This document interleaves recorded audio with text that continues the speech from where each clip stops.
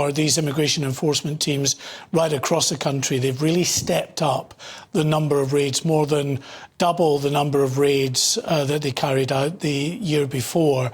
But it's a huge problem, particularly the gig economy, effectively those freelancing now, and within that gig economy, those delivery drivers. And what's happening is that legitimate drivers that are taking up accounts with all of these delivery firms are just renting them out to those that they know are undocumented workers who are willing to do it for far less, to give them a cut of the money that they're earning. And so for the delivery companies, it's quite difficult because they've obviously given the contract to legitimate drivers, but the legitimate drivers are breaking the law by then having it off to all of these undocumented workers. It is difficult, I suppose, because there is a labour shortage in the United Kingdom right now. There are clearly more jobs available than there are people to do those jobs. So, to some extent, isn't this a function of the sort of imbalanced economy we have? Yeah, I mean, it's a big age-old argument, isn't it, about the grey economy, the illegal economy, the black economy, whatever you want to call it, and the fact that so many people are working in that unregulated area and not paying into the exchequer.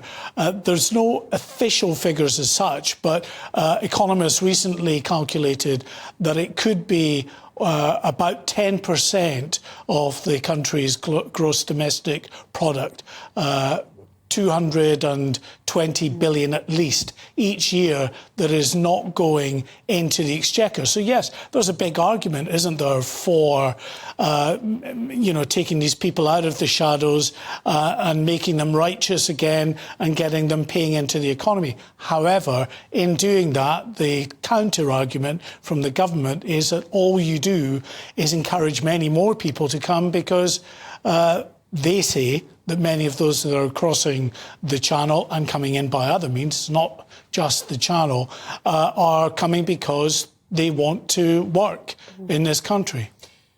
The government recently announced harsher penalties for employers.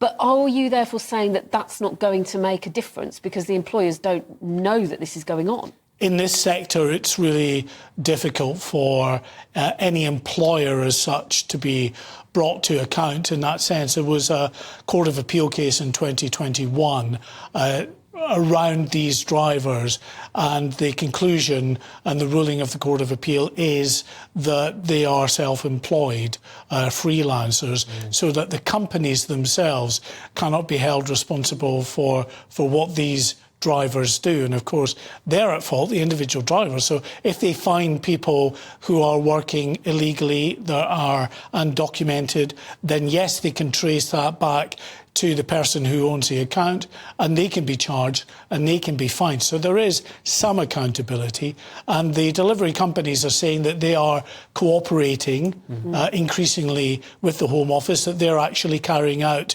some spot checks themselves. But it's such a vast industry, and there are so many thousands of drivers that are actually carrying out effective spot checks that would be a deterrent. Probably going to be pretty difficult. Now, how do we know that this is a growing problem? As you were saying, the police are carrying out now more operations than they were before.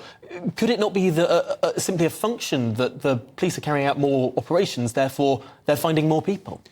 No, I mean, they don't have official figures that they can give me, but what they tell me is that day in, day out, the job they do, what they see across their desk in terms of the investigations and the offenders, they were dealing, they said, just 4 or 5 years ago with just a handful of people working illegally in the gig economy as these delivery drivers. Now it's one of their major they describe it as threat areas, so one of the main target areas for them in terms of those they go after. So they say, and we can only take at face value what they say is the case, but I think probably many people sitting at home were probably aware of, using these delivery apps, of being told that so-and-so is on his way on his scooter, and you're tracing the particular route that they're taking, and then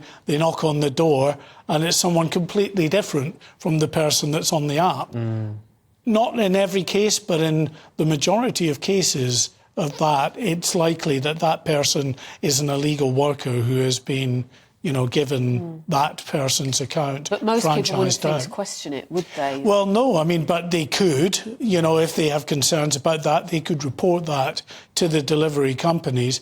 You would hope the delivery companies might make some inquiries.